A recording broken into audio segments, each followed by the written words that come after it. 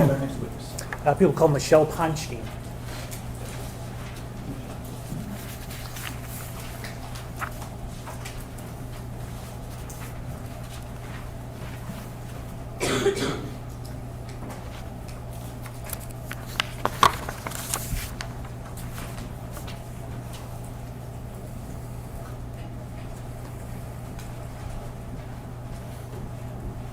Good morning. If you'll raise your right hand, please. Do you swear or affirm to tell the truth, the whole truth, and nothing but the truth under penalty for perjury? I do. Okay, you can go ahead and sit down.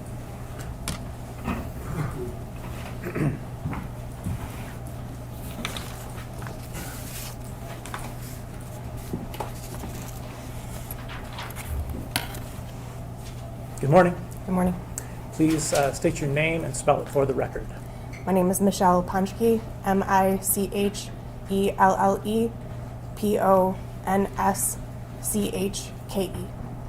And what do you do for a living? I am a laboratory manager for the Michigan State Police Forensic Laboratory in Lansing. I work in the trace evidence unit. Okay, and what is trace evidence? Trace evidence typically refers to small pieces of materials that can transfer easily between two surfaces. We typically analyze things like paint, glass, fibers, other materials that also can be compared to each other. We're usually comparing things that we know the source of to something that we don't know the source of to see if they could have been created by the same types of materials. And how long have you worked there? It'll be 13 years this coming end of March, so just under 13. Okay. And what is your educational background? I have a bachelor's degree in chemistry and I have a master's degree in forensic science. Okay. And do you have specialized training when it comes to paint analysis? Yes, I do. What kind of training is that? The Michigan State Police Forensic Laboratory has an internal training program for all of the disciplines that we do in the trace evidence unit. The paint training program entails a lot of readings and analyzing various mock paint samples. I've also done a lot of comparison cases that are with known answers that trained analysts then examine my work. I also had to complete a competency case with a known answer that then I had to testify on the results in a mock court. There was also an oral test and a written test that I also had to complete and successfully pass in order to do casework. So is that different from the annual testing that the outside company does? Yes, so in addition to that, once I got signed off to do paint casework, I also do proficiency testing. It is part of our laboratory system that we get proficiency tested in every type of exams that we do. So we have an outside company send us cases that they know the answer to, we do not know the answer to, and we analyze the samples and report our findings in terms of whether or not the samples came from a similar source or were made out of similar materials. So I do a paint proficiency test every year. I think the first year I did one was 2015, and I have been doing one every year since then, and have gotten the right answer every year. So, so you get the outside company knows the correct answer, they give you the test, and you compare the two samples. Is that how it works? Yes, that is correct. Okay, and either what are your options when you're comparing two samples? Usually the outside company provides one known sample and two unknown samples, so two question samples, and the goal is to report out whether either of the question samples could have been painted by the same paint source as the known paint sample. So it could be that both question paint samples were painted similarly to the known. It could be that one was and one was not. It could also be that neither of the question samples were similar to the known. So answers vary every year, and it rotates between architectural paint samples and automotive paint samples, so the paint samples vary every year as well. Okay, so there's a distinctive difference between those two types of paint? Yes, that is correct. Okay, and I think you said you've done this 15 years, this testing? No, my first test was in 2015, so it would be about 10 or 11 tests. Okay, and your rate of success there? 100%. Great. All right. At this point, we would tender Ms. Ponschke as an expert in paint analysis. Court's already made its ruling. Thank you. I had, and she will be so certified. Thank you, Your Honor.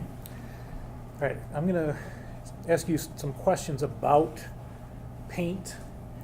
I mean, obviously, I think we all can know what paint is basically, but from your perspective as a chemist and a paint analyst, what do you know about paint that the general public doesn't know, generally speaking? Sure. So paint typically is made up of a solvent, of some binders or one or more binders, additives, and maybe some other contacts, but pigments as well, sorry. So by the time that I'm analyzing it, I'm usually looking at it in its dried state, so the solvent at that point has evaporated, in which case I'm looking at the binder, additives, and pigments, and I'm using various types of instrumentation to compare those binders, pigments, and additives to see if they could be similar to each other or characterize them, as it were. So paint has a lot of different features to it that we can analyze and compare, and also is mass produced, so one type of paint cannot be absolutely identified as the source of another type of paint because it is so mass produced, but we can determine whether paints are similar or dissimilar because they can be made so specific for their uses. Okay. And just for the record, I'm showing the witness people's proposed 300. So you already covered this a little bit, but what is the purpose of you comparing paint samples? The purpose of comparing paint samples usually is to verify whether a question or known sample could have been painted similarly. It also can be used to corroborate witness statements or eyewitness statements. We also are using it as characterization, so sometimes there's, agencies just want to know what type of paint it can be, so we can just use our instrumentation to verify the types of paints that are present in various places, so it can be used as kind of an investigative lead. In cases of hit and runs, if automotive paint is left behind, we can analyze that paint and characterize it and determine using databases what type of vehicle that paint could have come from too. Okay. All right, and as you are doing your analysis, what are you actually physically working with? I am physically working with actual chips of the paint. It can be in the form of paint that I remove from various places. I've been given actual car parts to remove paint from, or I've gone out and removed paint from various sources myself. It also could be chips that an agency has sampled themselves from various places. So can vary in size, but typically I'm looking at paint chips of one or more layers depending on how many times the actual source has been painted. So they can be very, very small, or they can be larger samples depending on what the source is. Okay. And then you already mentioned that there's a difference between automotive and architectural paint. Are there other types of paint that you can put in general categories? Yes, there's also types of paint that we can talk about in terms of like mechanical paint, so tools.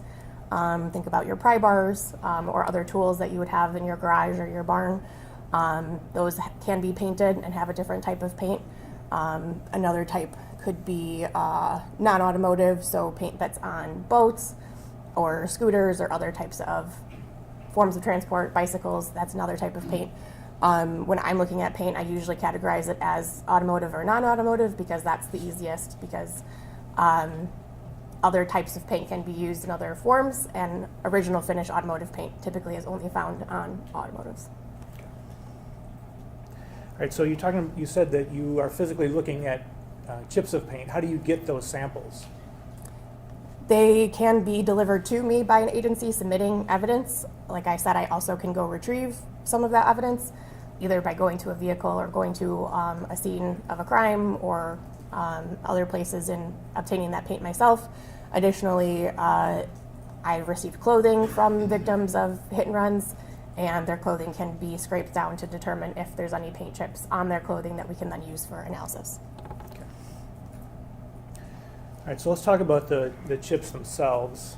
Is this slide indicating the size of the chips that you might be looking at? Yes, so this demonstrates paint chips that could have been removed or were removed from debris.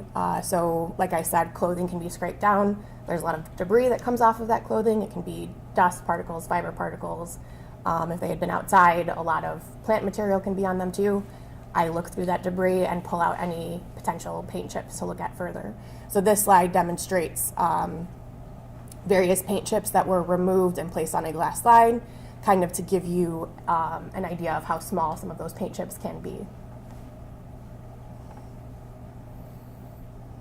And again, is this further blown up?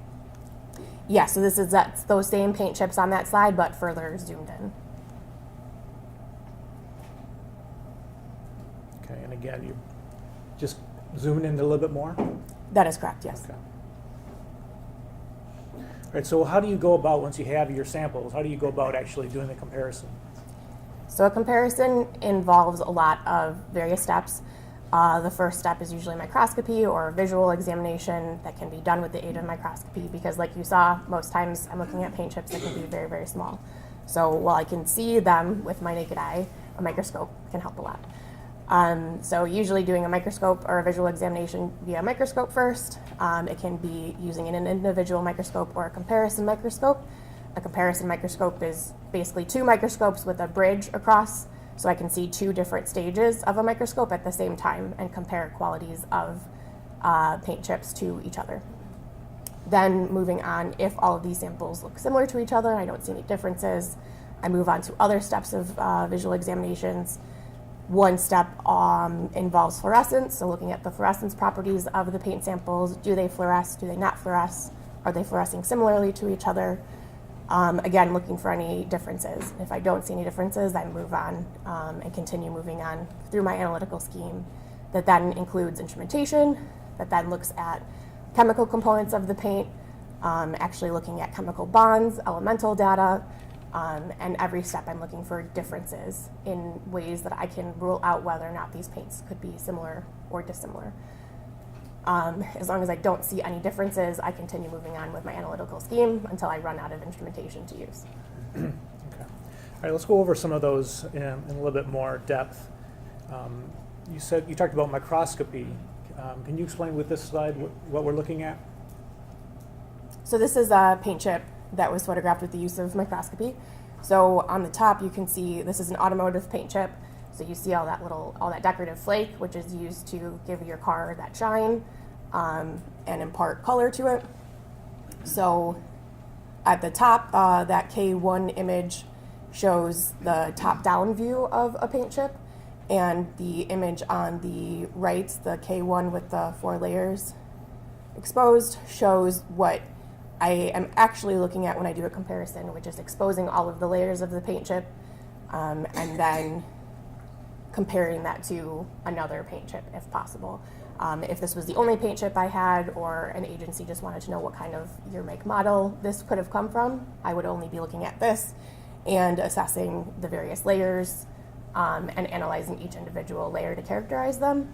In terms of a comparison, I would probably have another chip that hopefully is similar in color and similar in layer sequence, and I would be comparing and looking at each individual layer of that sample as well. Okay, so first step, visual microscopy. And if you were trying to compare a known and an unknown sample, and you saw differences between the two, what would you conclude, if anything? I would conclude that they did not originate from the same source, at least as represented by the known, because all I know usually about the known is the paint sample given to me. So I can't assess the entire known, but I can assess the known as the paint chip is given to me. So as represented by that paint chip, the question could not have originated from that known. Okay. And at that point, if you say these can't be from the same source, what do you do? I would stop my analyses, and that would be the end of it. Okay. And if you can't distinguish, what do you do at that point? If I could not distinguish differences between them, I would continue on with my analysis. So when I had said hopefully they're similar, that means I just meant that hopefully if I've got 2 paint chips, I like doing my work, so I like keep going. But if they are different at that point, I would cease, and that would be the end of my analysis. If they are similar in all layers, in layer sequence, color, thickness, things like that, then I would keep going. Okay. And what do we have here? So this is an example of a microscope that I use in the lab. It's called the Stereomicroscope. So it provides a high power magnification to look at paint chips under, with a camera on top to take photos as needed. So at this stage of my analysis, I'm looking at various qualities of the paint chip. How thick is it? How many layers does it have? What colors are the layers? Things like that. All right, so if we're past step 1, what is step 2? So step 2 would be additional microscopy, but on a higher magnification scale, so I could see more details. This particular slide shows cross-sections of various paint samples, so I would now, that previous image that showed the layers exposed, another way to look at it would be in cross-section, so I could see all of the layers at once. So these images show an example of an automotive sample and an architectural sample of paint, so you can see all of the various layers that I would be looking at and potentially comparing to another paint chip if I had another paint chip to compare to. Okay. Is this an example of a comparison? Yes, so at this stage, this would be looking under a stereomicroscope. There's a K or known sample, as we previously saw, and then there are 2 Q or question paint samples that we don't know the source of, so the goal is to determine could they be similar to the known. Visually, looking top down, they do indeed look similar because of the color, because of the flake distribution, because of the colors of the flake within that color layer. So at this point, I would not be able to tell the difference between those samples. However, when exposing the layers, the known paint sample has a medium gray layer in the middle. The Q1 sample also has that layer and has a similar set of layers. The clear, that decorative flake layer, and this medium gray, as well as that dark gray layer. The Q2 sample, however, has a much lighter gray layer there, which is dissimilar in color. So at that point, I would say that Q2 is not similar to K1, and I would not be examining Q2 any further.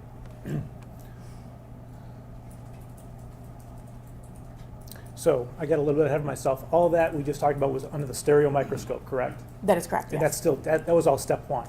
Correct. Okay, so you get through the end of that process, you can't distinguish, now we go on to step 2. Correct. Okay, great. Describe what step 2 is. So the next further step would be using a comparison microscope. Like I described, this image on the left here shows the comparison microscope, 2 microscopes with a bridge across the top, so I can visually examine 2 microscope stages at the same time. The image on the right is an example of an image taken under a comparison microscope, so that is indeed 2 different samples that are photographed at the same time under the same magnification. So I can compare under high power magnification using a polarized light microscope, because that's what the 2 sides of our comparison scope are made up of, which just provides higher contrast, because I'm now looking under very high magnification, so not much light is coming through. So providing higher contrast to see more specific characteristics of the paint. So now I'm comparing side by side a question and known sample, and at this point I could be comparing cross sections, but I also can be comparing actual samples of individual layers of paint as well.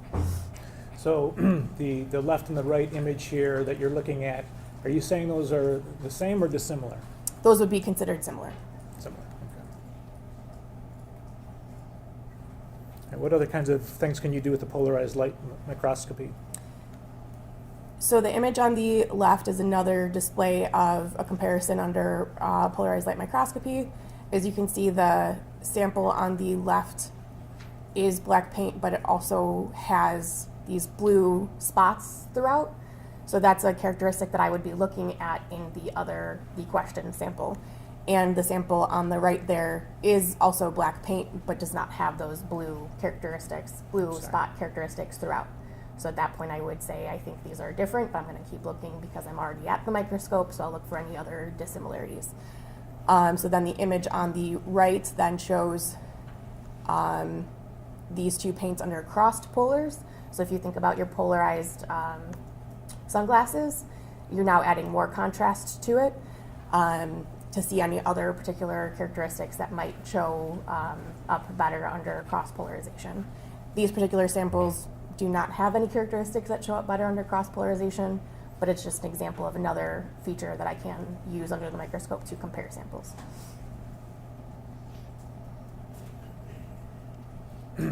I can also do fluorescence. So these are the exact same two black paints, examined under various fluorescent lighting conditions. So I'm looking at the color of the fluorescence and the strength of the fluorescence to see, do they fluoresce similarly, similar in color, or similar in brightness. These fluoresce slightly differently. The sample on the left consistently fluoresces a little bit brighter than the sample on the right, which I would say is probably a difference that I would note, but because I have already determined that they have those blue flakes in the known sample that were not in the question sample, this is another reason why I would say that these are from different sources. Okay, so now is that the end of the second method that you would use to distinguish between paints? Correct. Okay, all right, so again, you get there, you see a difference in the known and the unknown. What do you do? If I see differences, I would stop my examination. Okay, and if you don't? And if I don't, I would keep going and move on to instrumentation. Okay, and is that what the FTIR is? Yes, so Fourier transform infrared spectroscopy, or FTIR, is examining the actual chemical bonds of the paint. So when I'm analyzing paint, I'm directing an infrared light at the paint sample, and any chemical bonds that can interact with infrared light result in a spectrum with peaks. So each individual peak corresponds to chemical bonds within the sample. So if they have different chemical bonds, their spectra would look different. And if they have all of the same chemical bonds, at least chemical bonds that interact with infrared spectroscopy, their spectra would look identical. So the first few steps you were actually looking visibly, can I visibly distinguish? And now we're like, can we chemically distinguish? Correct. Okay. Is this the instrument that you would use? Yes. Okay. And could you explain the graph? Yeah, so this is an infrared spectrum of a sample of yellow paint from a pry bar. So this is an example of the peaks that I was referring to. All of the peaks are pointing down, and each peak corresponds to a wave number or a specific number that corresponds to a chemical bond. So I can determine what the chemical makeup of the paint is based on these peaks. Okay. And so again, just to be clear for the jury, the peaks are actually the down. So for example, and you tell me this, looking here at 1750 on the scale, is that what you're referring to? Yes, I believe the peak is labeled 1722, if my eyesight is correct. But each peak that has a label pointing off of it, 1723. Okay. So yeah, the points down are the peaks. Okay. And you know from your training and experience what that means, that they have a down peak right there? Yes, so that particular wave number corresponds to a carbon-oxygen double bond. Okay. And the same with all the other downward peaks? I couldn't say for sure for every single individual peak. I know some characteristic ones, and in certain areas what peaks correspond with what. The 17 one is a very common one, so I know that one very well. But I couldn't tell you exactly which chemical bonds react or correspond with each individual one, but I do know many of them. Okay, thank you. All right, and what do the circles represent here, the ovals, I guess? So these are calling out the individual peaks that I use to help me determine that this paint is made up of a terephthalic alkyd that has urethane modification. Yeah, so that's the binder of this particular paint sample. Okay.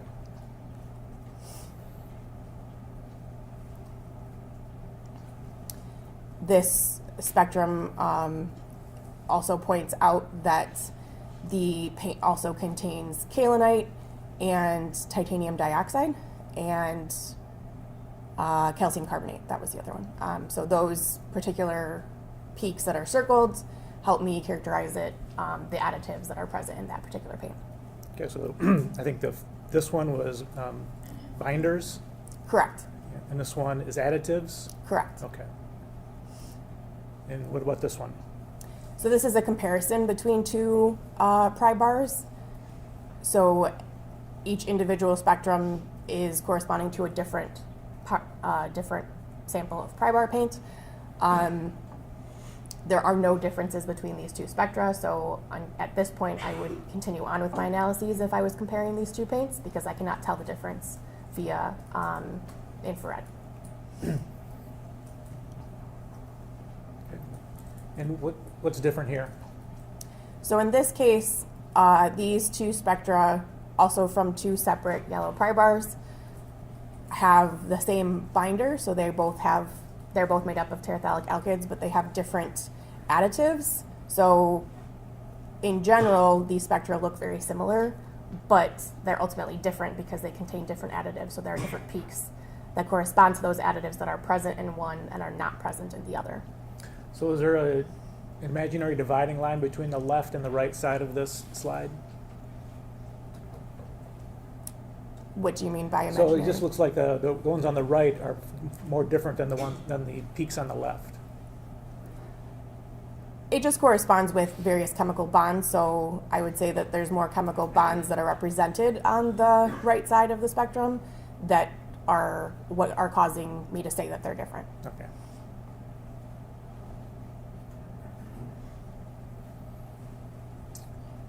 And what do the circles and the oval represent here? So as previously discussed, one of the spectrum contain kaolinite, which are those two peaks off to the left that are in one sample and are not present in the other, so that's a difference. This also shows that one of the samples contains barium sulfate, which are those two peaks off to the right that are present again in one sample and not the other, and because these are both two different types of additives that are present in one sample and not present in the opposite, that means these two paint samples are different. Okay, what about this slide? This slide shows, again, two paint samples. One is from a Prybar and one is a sample of questioned yellow paint, so paint we don't know the origin of. And in a comparison between these two, I would say they are different because they have different binders and additives, so nothing about these paints are similar except for maybe their color. All right, so we're on to another step now, correct? Correct. Okay, and so again, same thing. If you can't distinguish between the two, now we're here to scanning electron microscopy, energy dispersive spectroscopy. Correct. Okay. Could you explain that to the jury? Yes, so SEM-EDS is an easier way to say that. At this point, I'm comparing samples under a very high power microscope that uses an electron beam to create an image. That electron beam interacts with the sample, and electrons and X-rays eject from the sample, and I measure those using the instrumentation. Those energies that eject from the sample very much correspond to particular elements. So using that instrumentation, I can determine what actual chemical elements are present in each paint sample. Okay. And is this the SEM-EDS here? Yes. Okay. And then the image on the right, what is that? That is a cross-section of an automotive paint sample that was generated by the scanning electron microscope. As you can see, it's all black and white or grayscale because the image is generated by electrons. So if you've seen an image of a very zoomed in fly head, that was probably an image taken under an SEM. However, if you've seen it in color, that color is imparted later because the image itself generated by the microscope is in grayscale. And is this a readout from that instrument? Yes, so this is the energy dispersive spectrum of a layer of paint. So now the peaks are pointing upwards, but each peak corresponds to a specific element on the periodic table. Okay. So what elements are present here? Looks like carbon, nitrogen, oxygen, sodium, aluminum, silicon, sulfur, titanium, barium, and iron. And those are represented by the peaks? That is correct, yes. Okay. All right, and so is this a comparison then? Yeah, so I would analyze both paints and compare their spectra and overlay them, as you can see here, to show that these paints are either similar or dissimilar, and in this case, these paints are similar. They have the same elemental content, and the peaks are of similar ratios, indicating that the same elements are present in likely the same amounts. Okay. And tell us how this is optimized for discrimination. So each step of my analytical scheme is used to determine are there differences. And as I keep going, I'm using more destructive techniques that then are pulling at more and more information about the paint that can provide more detailed information about the paint, is what I should say. So adding more and more instrumentation gives more information about the paint that then can give me a better idea of whether or not they are from different sources. So going from visual examinations, do they look similar, down to now the elemental content, are they made up of the same stuff? If they were dissimilar at previous steps, obviously, like I said, they would be done with the exam, but once we get down to the elemental level, it's harder to say whether or not they could have come from different sources, because they're, at that point, I only use exams that show they're made up of similar content. Okay. All right, so as you reach your conclusions, what are some examples? So we use an association scale in the trace evidence unit when we're comparing materials. So one of the examination conclusions could be that they're dissimilar, so they did not originate from the same source, which would be an exclusion. I could also say that they're similar to one another, and that they could have originated from the same source or any other source that is similar to this, because like I had said, paints are mass produced, so there are other possible sources of this paint that are also similar that I could not differentiate. It's also possible that I can't reach a conclusion, or samples are too small to do the entire analytical scheme on, in which case I can't reach a full conclusion.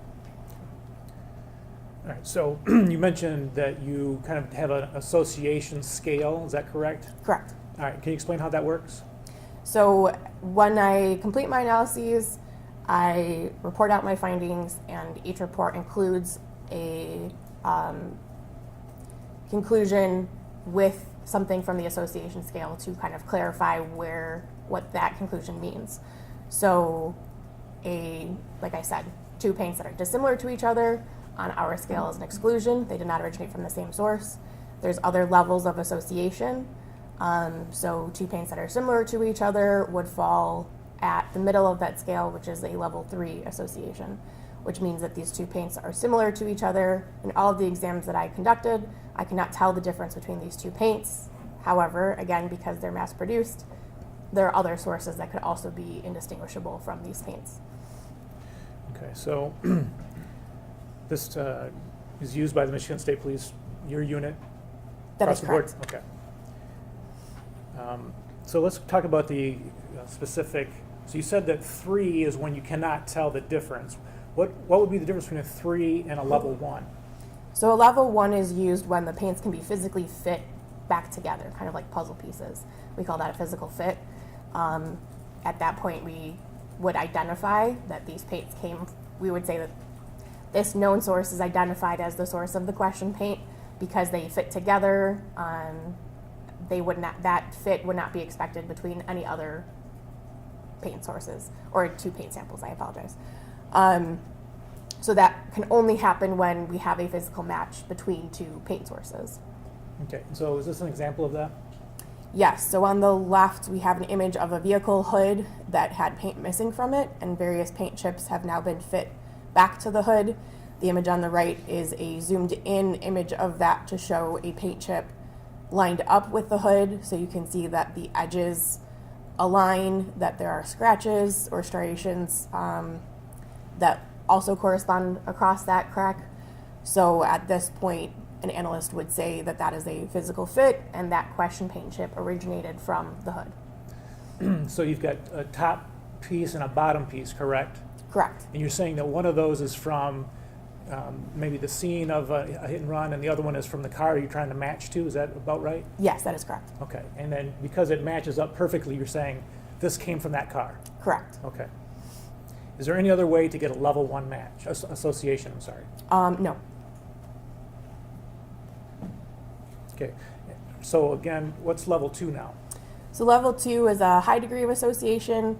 This means that, again, the paints are similar in all examinations performed, but there's a little bit more about the paint that's more rare in the population that they represent. So an example that's provided is samples that have a lot of different layers that are maybe of different colors, or are just more unique in the population that wouldn't be expected between other possible, other known sources. Okay, so is this an example of that? Yes, so that's an image of, under the comparison scope, comparison microscope, of 2 paint samples from a vehicle. There was suspicion that 2 vehicles came in contact with each other and paint transferred between the 2 vehicles. So one sample is the known paint from one of the vehicles, and one is a question paint sample from another vehicle that possibly came in contact with the known vehicle.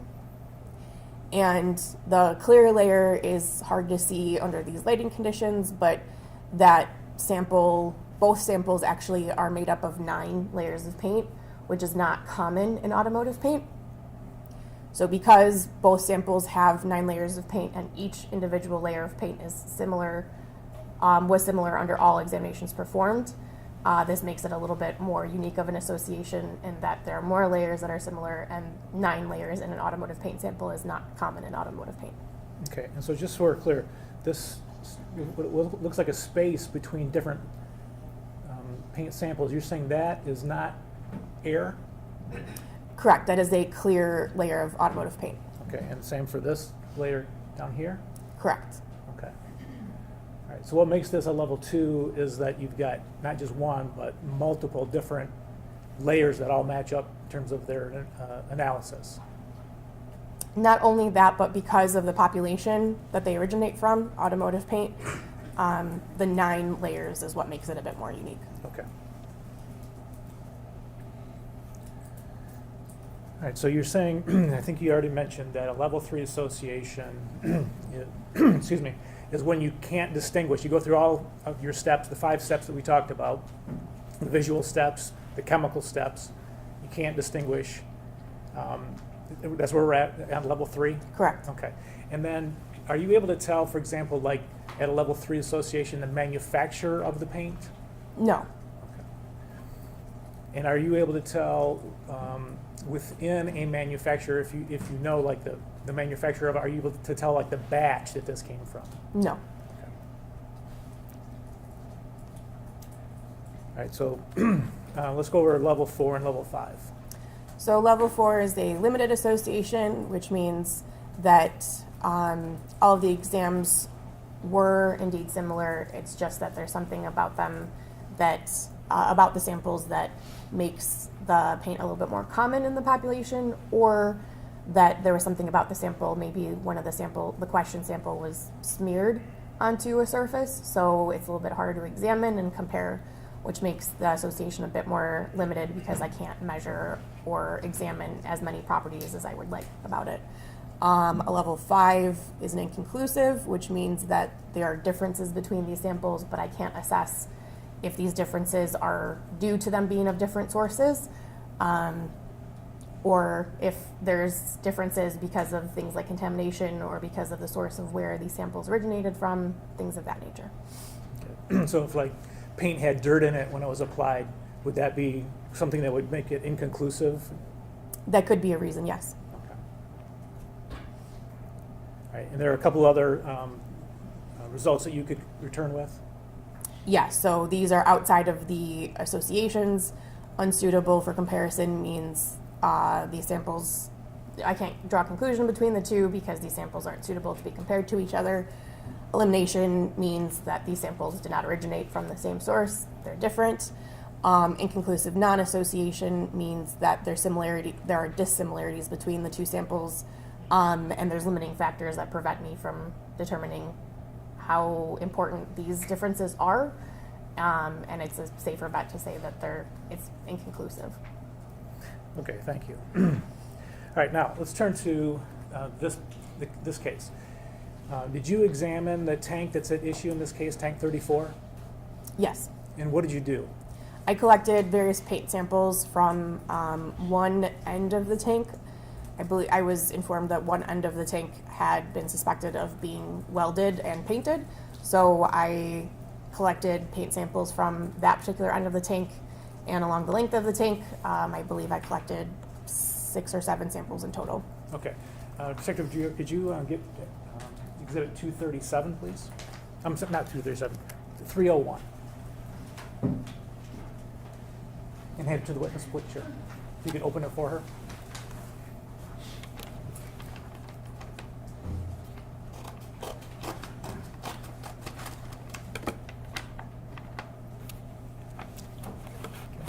Looking at people's 301.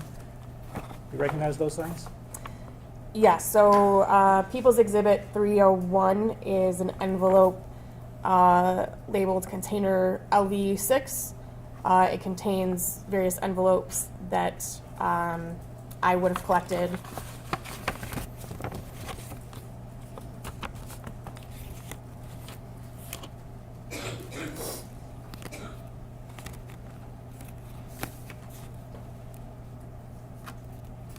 So I have LV6A through G, which are all samples that were collected from the tank. Okay. So how many in total? A, B, C, D. So that's 7. And you said that you had been informed that there was a weld that was in question. Is that right? That is correct. Okay. Did you take any very close to that weld, any of those samples? Yes, there are 2 samples that were each taken within an inch or 2 of the weld on either side. Okay. And do you know which ones those are? LV6B and LV6E were both from the weld, or near the weld. All right. And then did you look at how did you get the paint off of the tank to those samples? I use a scalpel, basically trying to collect all the way down to the surface of the tank if possible.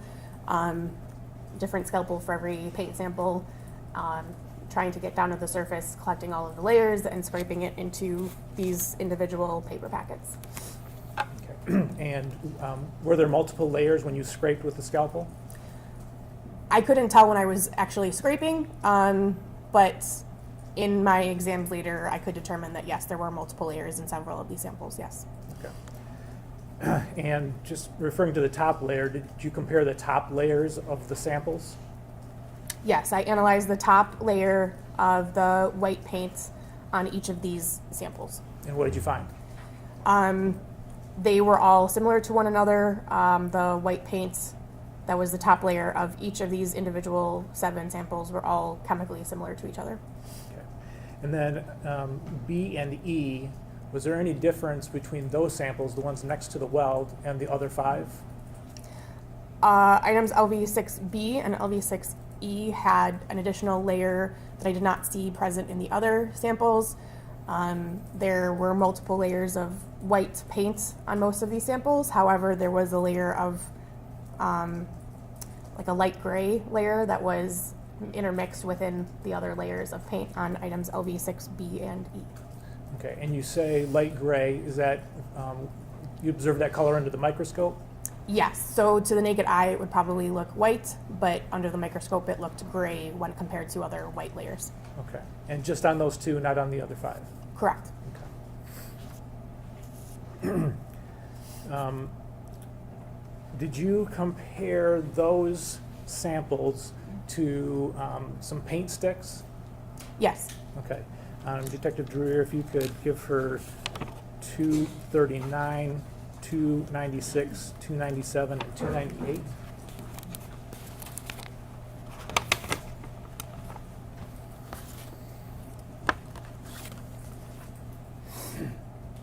You recognize those? Yes. Okay. And what are they? People's Exhibit 239, 296, 297, and 298 are stir sticks that I received to analyze. Each one, I believe, was obtained from a different paint can or different source of paint. Okay, and can you tell which source of paint is associated with each of those sticks? There's a piece of paper with each stir stick that describes where they were obtained from. People's Exhibit 239, the paper involved says sample number 1 taken from item number 163, paint can number 1. Okay, and what about 296? 296 says sample number 2 taken from item number 163, paint can number 2. And 297? Sample number 3 taken from item 163, paint can number 3. And 298? Sample number 4 taken from item number 164, clear plastic container with green lid.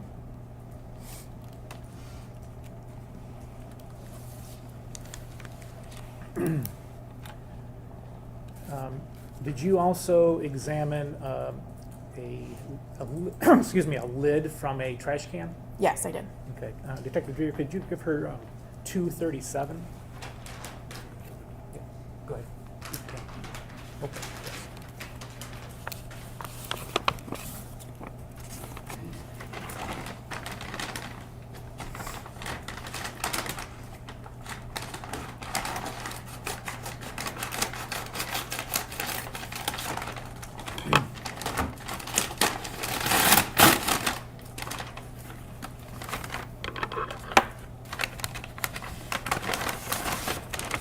Do you recognize what's in what's People's 237? Yes, People's Exhibit 237.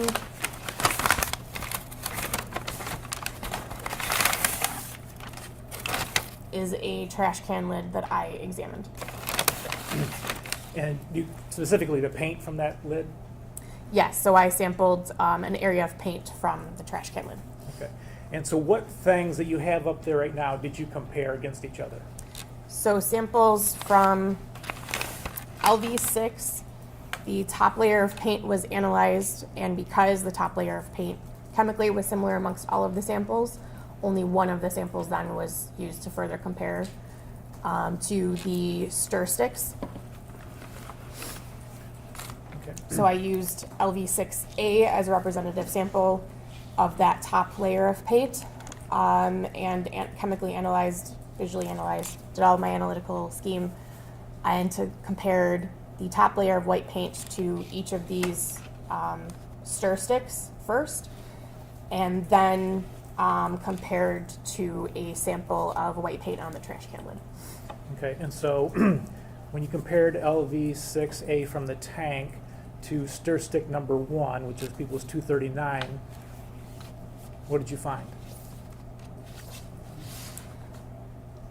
People's Exhibit 239, the stir stick number 1, was similar in all examinations performed to that top layer from LV6A.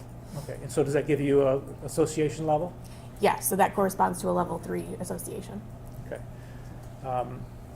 So now comparing the tank sample, LV6A, to stir stick number 2. To clarify, People's Exhibit 296. 296, yes, thank you. So People's Exhibit 296 was also similar in all examinations performed to the top layer of LV6A. Okay. So also level 3? Correct. Okay. All right, so now as compared to number 3, which is People's 297. People's Exhibit 297 was dissimilar to the uppermost white layer of LV6A. So that was an elimination. Okay, so that paint that came from that stick was not used to paint the tank. That top layer, no. The top layer, right? Okay. And then the stick from 298, the plastic container. People's Exhibit 298 was also dissimilar to the top layer of LV6A, so also an elimination. Okay. Now, you also said you compared the tank, LV6A, to the trash can lid, which is People's 237. Did you make an association there? Yes, a sample of paints that I removed and analyzed from People's Exhibit 237 was also similar in all examinations performed to that top white layer of LV6A. Okay, so the top layer of the tank, paint sticks number 1 and 2, which is 239 and 296, and the lid 237, all three of them had a level 3 association, is that correct? That is correct. Okay.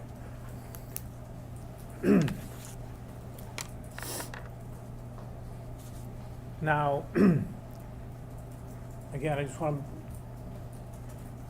get your opinion on, do you know, does that mean for sure that the paint can that those sticks are samples of, is that a match to the tank or something else?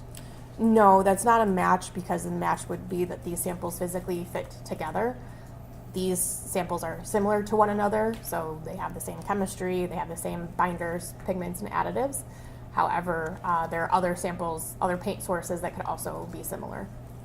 So the paint from the can that matches stick number 1, you're saying it could have been used to paint the tank? Yes, Okay, but it could have been some other paint that was similar in visual inspection and all the chemical properties. that is correct, yes. And do you know how many other paints there are in the world that would meet that criteria? No, I do not. Okay. Do you know if it's if can number 1 is a Rust-Oleum, do you know how many cans of Rust-Oleum paint were made that match that can number 1? No, I do not. Okay. And do you know whether there's another manufacturer that uses a similar enough process to make a paint that would be indistinguishable from the Rust-Oleum can? I do not know. Okay. So you're saying that it could have been used, that can of paint, but you don't know for sure there could be some other paint? Correct. Okay. Did you make any reports in this case? Yes, I did. All right.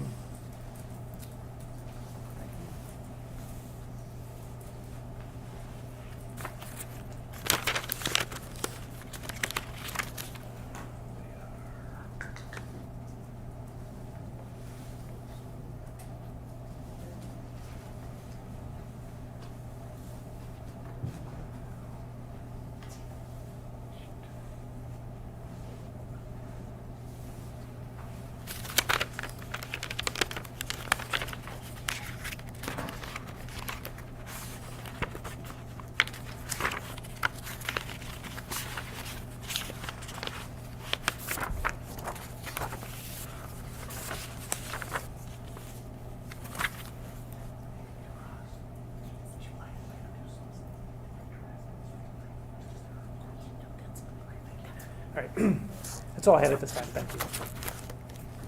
Oh, here they are. They're underneath. All right, showing you what's been marked as people's 202, 203, and 253.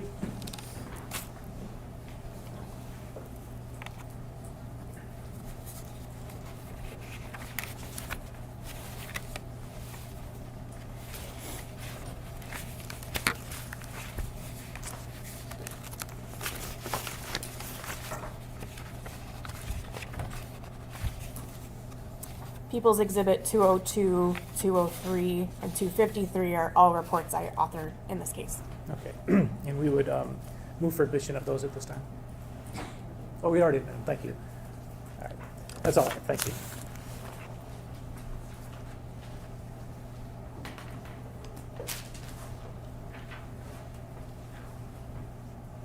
Ms. Ponschke, good morning. Good morning.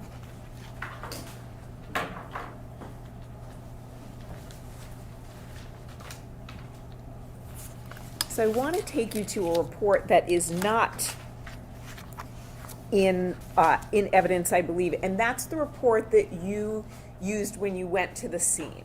So you went to the scene on February 25th, 2025. Is that correct? That is correct, yes. And if you need to review that report, please let me know. And then that's when you sampled some of the paint, correct? Yes, And you chose the places to use your scalpel to take the paint off. correct. Ms. Saylor, would you pull up Exhibit 100, which is our page 105, please? And I'm going to ask you to show us where you pulled the paint samples from.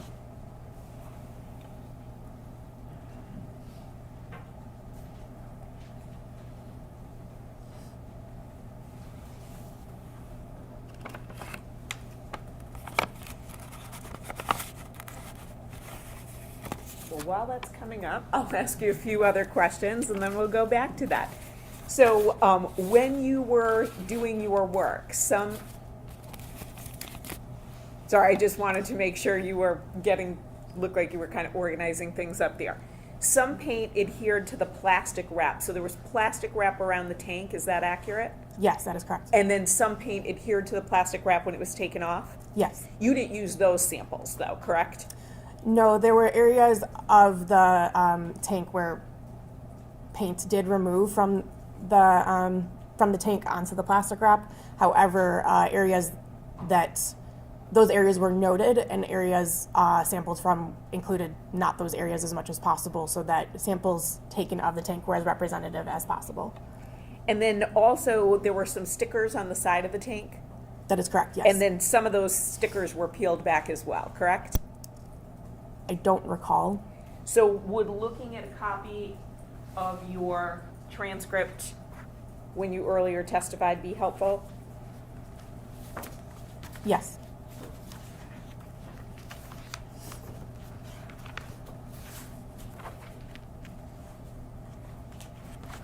And I apologize, Ms. Saylor, I believe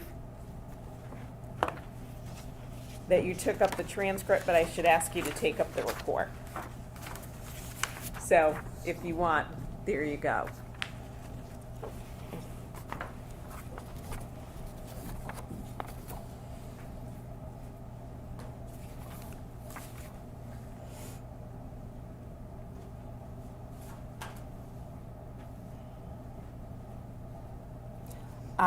Yes, so some stickers peeled back once the plastic wrap was removed. So this tank had been wrapped in plastic. When the plastic was removed, some paint was removed. You said that, correct? Correct. And then also some of the stickers pulled back as well? Yes. Thank you. Would you mind retrieving that? Thank you. Now, Ms. Saylor has pulled up the tank. Thank you. In the back is where, up against the wall, is where that repair weld was. So can you recall from looking at this where you took your samples?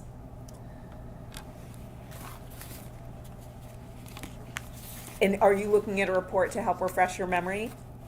No, actually, sorry. Can I look at the actual paint samples themselves? to Sure, refresh my memory? absolutely, yes. We So- just have to note on the record if you're referring to something that's not from your memory. So go ahead. Understood. So items LV6A, LV6B,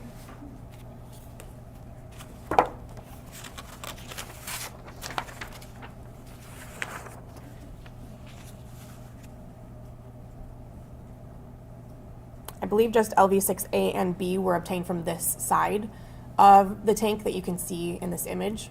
LV6B would have been taken from closer to the weld above that War Ag sticker, and LV6A says it was taken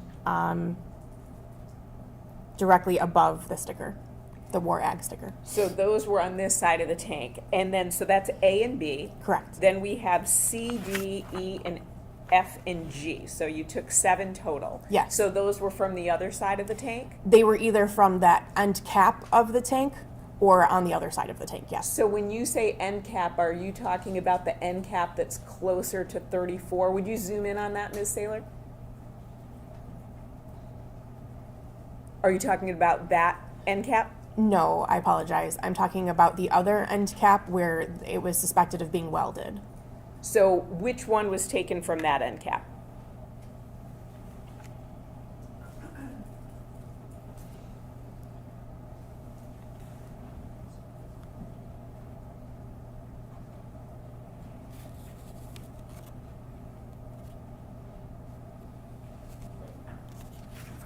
Items LV6C and LV6D were both taken from the actual cap itself. So C and D were taken from the end cap, A and B were taken from above that WARAG sticker, and then the other three you say were taken from the, on the other side of the tank? That is correct. The tank that's, the side that's not visible to us in that photograph? That is correct. Great, thank you.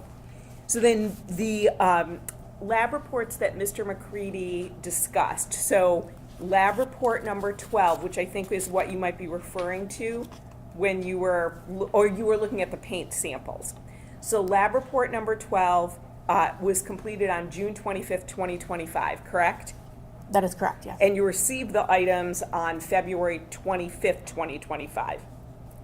That was when the paint samples were collected from the tank, yes. Thank you.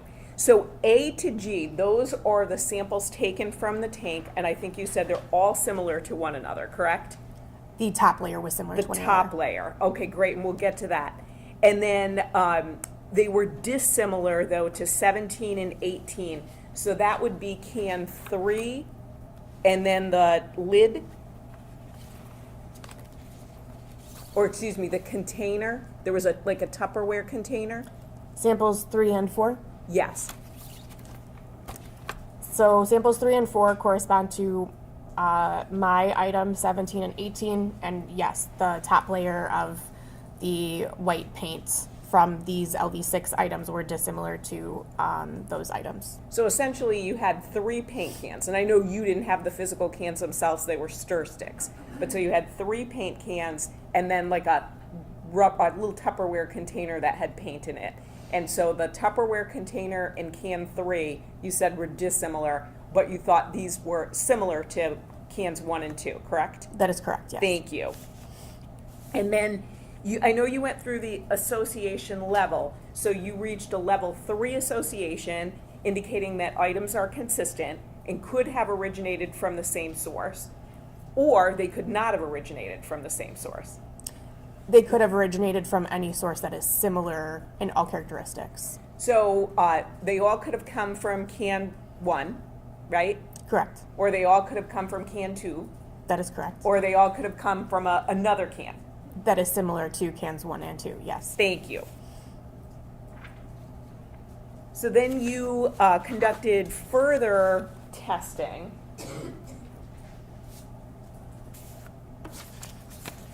And that would be report 13.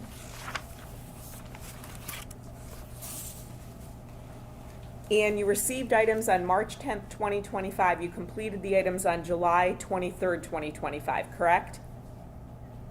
That is correct, yes. And this is a situation where you were looking at the layers of the paint? No, I believe this report included the comparison to the trash can lid, or Oh. People's Exhibit Correct. 237. Oh, correct. Okay. So you had the trash can lid.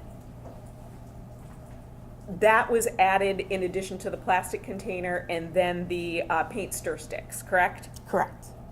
And then you did this analysis and again came up with a level 3 association, correct? That is correct. And then we move on to lab report 14.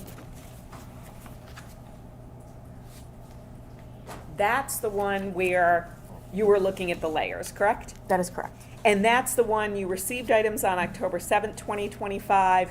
You did your analysis on January 22nd, 2026, correct? Yes, that is correct. And that's the one where they had different, there were different layers, right? Yes, in this examination, I was looking at the actual layers of items LV6B and E. So B and E, which are the ones that you would say were probably closest to the repair weld, right? Correct.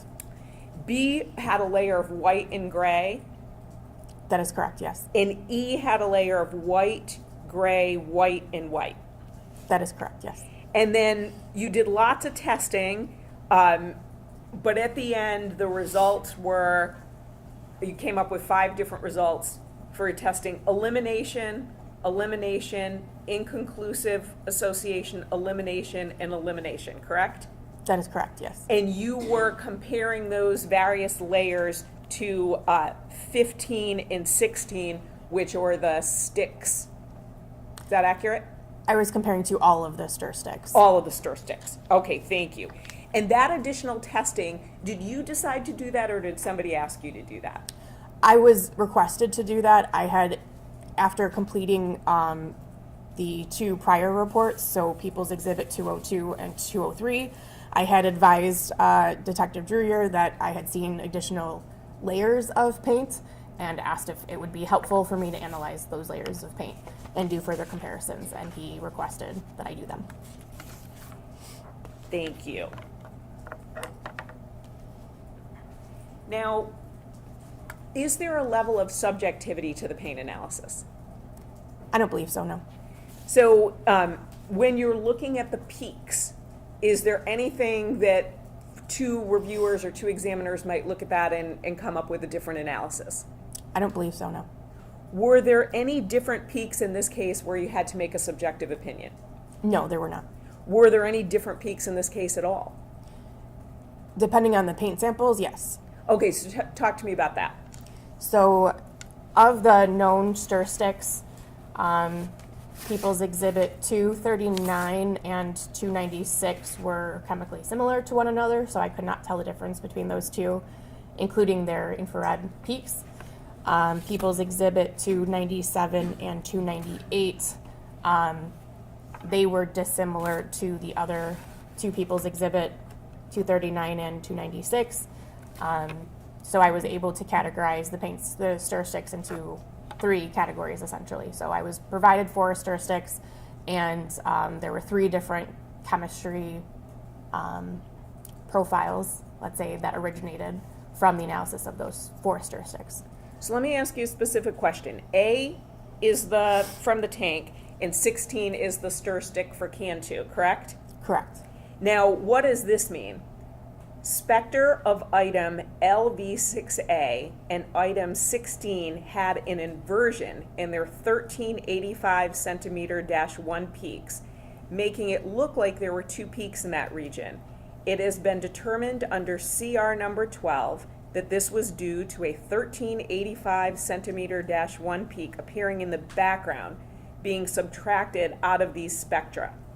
What does that mean? Can you repeat that? I'm sorry. Sure, and do you want to see that? That would be very helpful, yes. Great. It's page 91, please.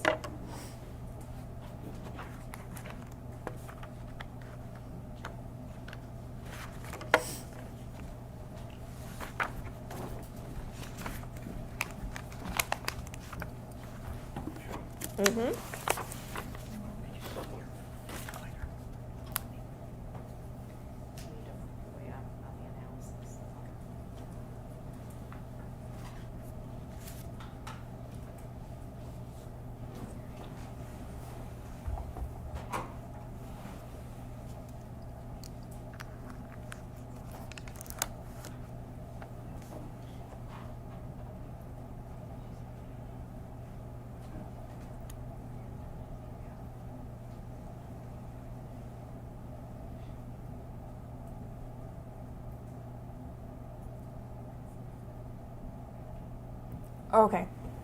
Thank you. So you're the analyst, correct? Correct. I saw that. And so you typed those words, right? Yes, I did. Okay, so tell us what they mean. So an inversion means that instead of the peaks going down, there's peaks going up, which is not something that happens frequently, but can happen. Usually that means there's background interference on the instrument. So I can diagnose that as an issue with the background itself, and not necessarily an issue, but something that can occur on the instrument. And because I can see that it happened in the background, and I can see that there are peaks that are inverting in both spectra, or even in one spectra, I can figure out that it came from the actual background that I collect prior to analyzing samples, in which case I know why those peaks are inverting, because that's taking it from the background and adding it to the spectrum. Is there another reason why peaks might invert? It's very possible, but not that I'm aware of. So you made that determination that this was something that was related to background, correct? Yes, correct, yes. Thank you.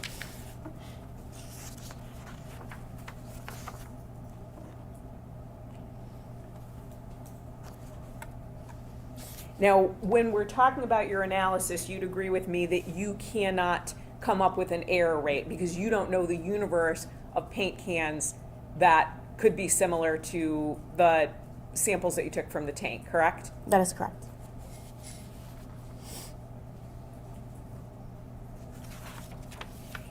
And I think when you were talking to Mr. McCready, you were very candid. You have absolutely no idea how many cans of Rust-Oleum exist in the world, right? That is correct. And there's not, is there a way for you to find that out? Can you ask the manufacturer? It's possible, but I don't think they would be very frank about how many cans they've created in the past year or so, so I did not. And you don't know when these cans were purchased, correct? Correct. You don't know how many of them were sold in Michigan, anything like that, right? No, I do not know that. Do you know if Rust-Oleum is a common paint?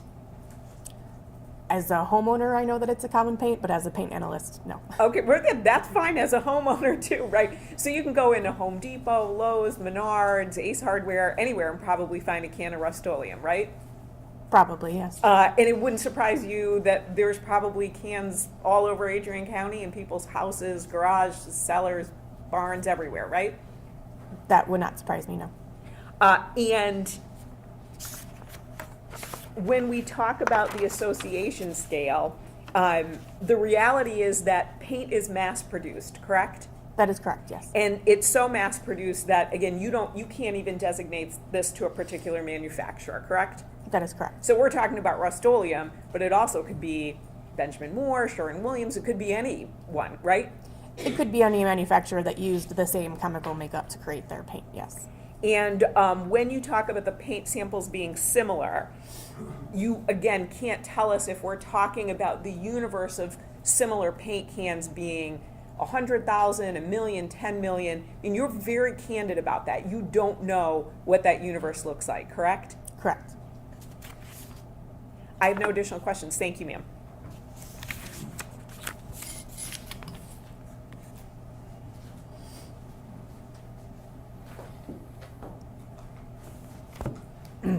Does your unit practice peer review? Yes. Could you describe that for the jury what it is? So a peer review is another trained paint analyst, reviews all of my work, reads through my notes, looks at my data, and determines if my data supports my conclusions. At that point, they would tell me whether or not they agree with my conclusions or if they do not agree. And they would return it with comments saying, these are things I think that would make more sense to clarify in your notes, or these are decisions that you made that I disagree with, things of that nature, and we would discuss the case.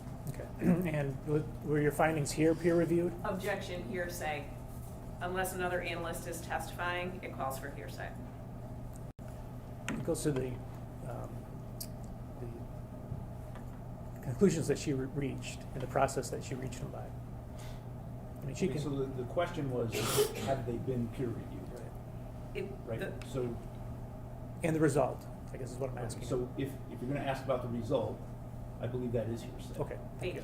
If it's just whether or not they have been, I don't think there's a statement there. Okay, so have they been peer reviewed? Yes. Okay, thank you.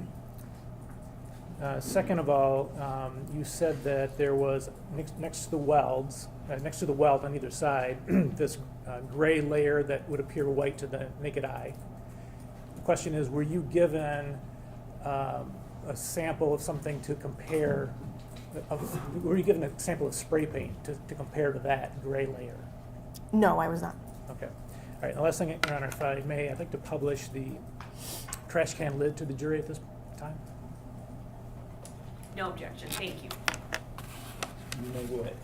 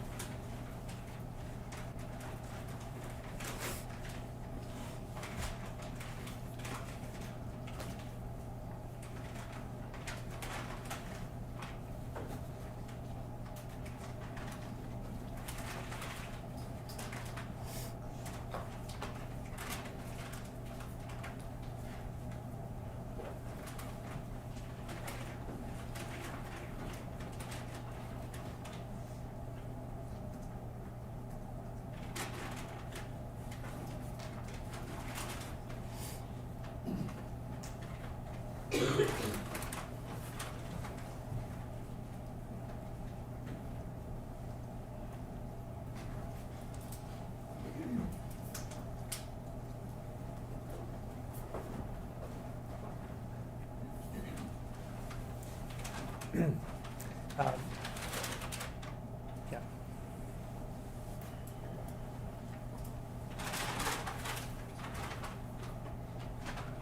That's all I had at this point, John. Thank you.